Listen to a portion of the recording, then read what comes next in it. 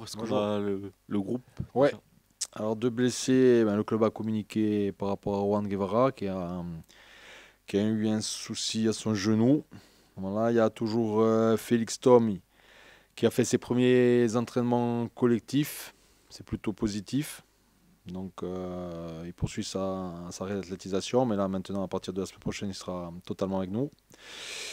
Et puis au niveau des absents médicaux, c'est tout. Le groupe Fabri, Placide, Bonnert, Menadier, Harris, Ronca, Guidi, Aquesson, et Toga, Janet, Ducrot, Oulay, Vincent, Cissé, Aiki, Sebas, Blé, Boutra. Coach, le Sporting a deux matchs face à deux gros de ce championnat qui peuvent changer la donne pour l'issue de la saison. Ouais, la donne, tous les matchs sont importants, il en reste 8. Le premier a bien négocié ses deux mains contre la meilleure équipe pour moi du championnat. Donc l'objectif c'est de faire un très très bon match et de se jauger avec beaucoup d'humilité. Mais les joueurs ont très très envie de jouer ce match et on est impatient d'être demain soir au Moustoir. Alors, on a vu que cette saison, le Sporting a toujours eu tendance à mieux performer contre les gros. Est-ce que c'est par rapport au fait que, comme c'est un gros, quand c'est une équipe qui est en confiance, ça ouvre plus le jeu, ça vous permet de faire plus de choses? Je pense que quand une équipe met beaucoup de rythme, on arrive à se mettre à leur niveau d'intensité. Et par contre, comme vous l'avez souligné, on a du mal à mettre de l'intensité quand l'équipe en face n'en met pas. C'est un peu le mal récurrent sur cette saison. Maintenant, il va falloir progresser sur ça.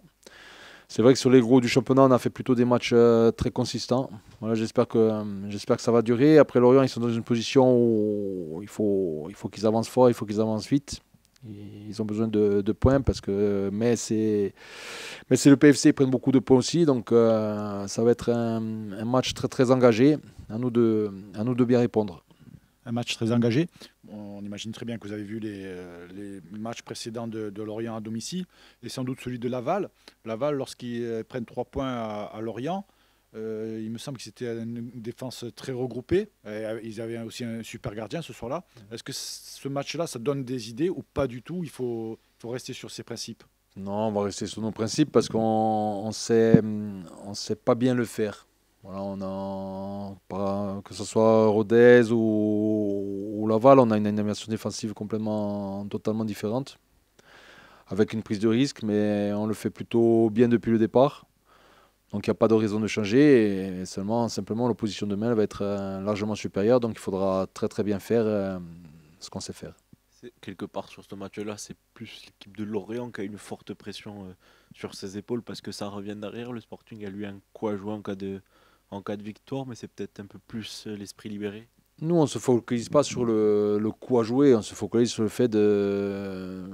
On est fier d'aller jouer chez le premier, et on a la volonté d'exister et de faire un très bon match. Voilà, tout simplement. Après, c'est sûr que Lorient a plus d'impératifs que nous sur ce match-là. Mais depuis le départ, nous, notre volonté, c'est d'avancer encore et encore. À mon goût, on n'a pas avancé assez vite en termes comptables, mais voilà, il reste 8 matchs pour arriver à bon port. Alors, on a vu que la semaine dernière, vous aviez fait le choix d'envoyer Julien Maggio et Lisandro Tramoni en réserve. Qu'est-ce que vous avez tiré comme enseignement de ce match en réserve de la part de Julien Maggio et de Lisandro Tramoni? Julien fait un match consistant dans les efforts. Voilà, il a eu un bon état d'esprit. Il a plutôt tiré les jeunes vers le haut. Et puis il a été décisif en marquant ce but et en mettant l'équipe à l'endroit. La première mi-temps a été très médiocre. Lisandro, ça a été un peu plus compliqué, vous l'avez vu. Voilà, il est dans une passe un peu plus difficile. Il a été beaucoup mieux cette semaine. Il s'est remis à l'endroit. Maintenant, à lui de travailler sur les 15 prochains jours pour postuler à Dunkerque. Concernant le précédent match de Martigues, c'était peut-être une impression, mais il y avait des relances qui sans doute ne nous ont pas satisfaits de votre défense. On a eu du mal à sortir des ballons proprement. Est-ce que c'est le sentiment que vous avez eu ou... Proprement, on a eu du mal par moment à mettre du rythme. Ça, oui. Après, voilà, Martigues avait une bonne animation défensive. C'est une équipe assez active. Voilà, comme je l'ai dit, c'était pas notre meilleur match, Martigues, hein. C'est une évidence. Mais on a fait pire aussi en termes en termes de relance. Par exemple, Gustave Acquisson, à qui je reprochais beaucoup de se sécuriser beaucoup trop, de jouer latéral et de jamais faire de percussion quand il avait 15-20 mètres devant lui. Et j'ai plutôt apprécié ce qu'il a fait contre Martigues. Mais c'est sûr on a moins trouvé de décalage que d'habitude, mais le mérite en revient aussi à Martigues. Est-ce que un peu la copie qui avait été rendue au match aller pourra être un des exemples à suivre pour le match de demain? Bah déjà, il faut en termes d'engagement, d'intensité et de course se mettre au niveau de Lorient, qui athlétiquement a des joueurs, au-delà des qualités de footballeurs techniques, hein, qui athlétiquement a des joueurs de Ligue 1 avec des vrais profils. On a réussi à faire le match nul malgré notre infériorité numérique au match aller parce que on a beaucoup donné. Le stade nous a aidés aussi, mais on a beaucoup donné. Donc demain, il faudra d'abord rivaliser en termes athlétiques.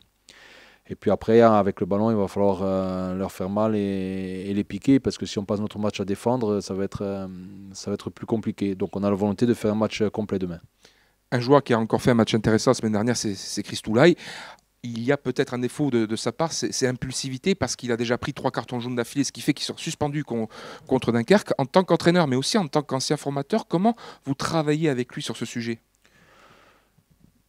Il y a des cartons qui viennent du jeu, donc d'une saine agressivité. Donc ça fait partie du joueur qu'il est aujourd'hui. Après, il faut qu'il fasse attention à certaines attitudes, Christo. Il a tendance des fois à parler. Vous le voyez pas trop, mais moi je le vois. À lever les bras. Donc ça, il faut qu'il fasse attention. Après, c'est un joueur, il ne faut pas qu'il perde cette agressivité-là parce que ça fait partie du joueur.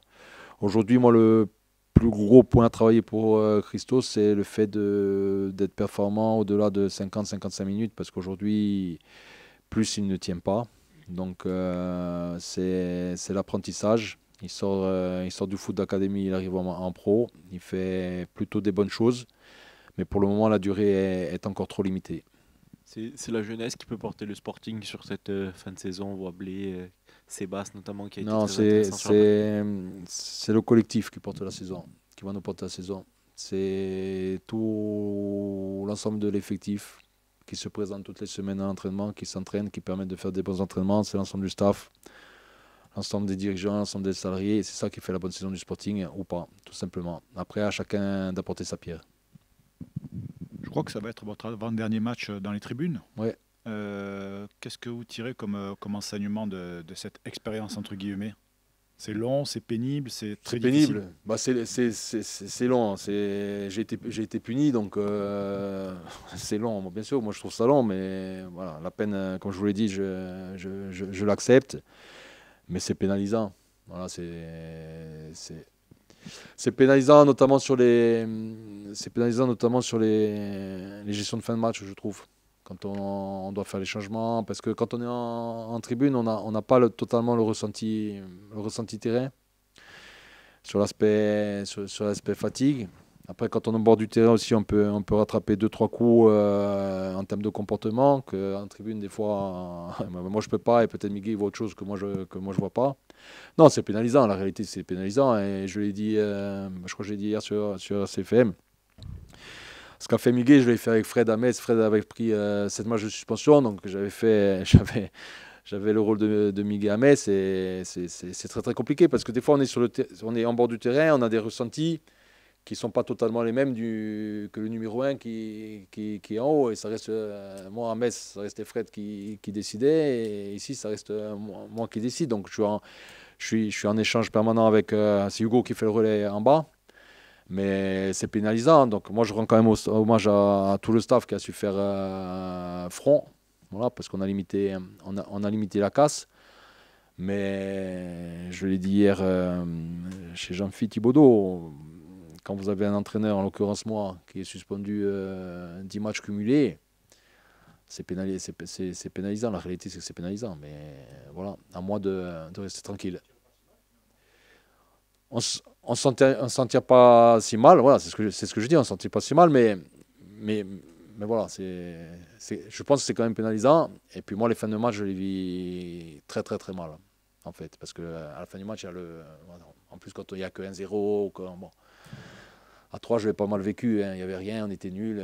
J'ai mal vécu tout le match. Mais sur les fins de match où il y a des choses à faire, où il y a des réajustements, où il faut être très très réactif, eh ben, c'est plus compliqué. Et surtout en bord de terrain, on ressent des émotions et on a des retours du terrain qui sont importants et que moi, j'ai pas là-haut. C'est direct. Moi, là-haut, je vois sur le début du match, les positionnements, ce qu'on fait de bien, ce qu'on fait de moins bien, je vois mieux de là-haut.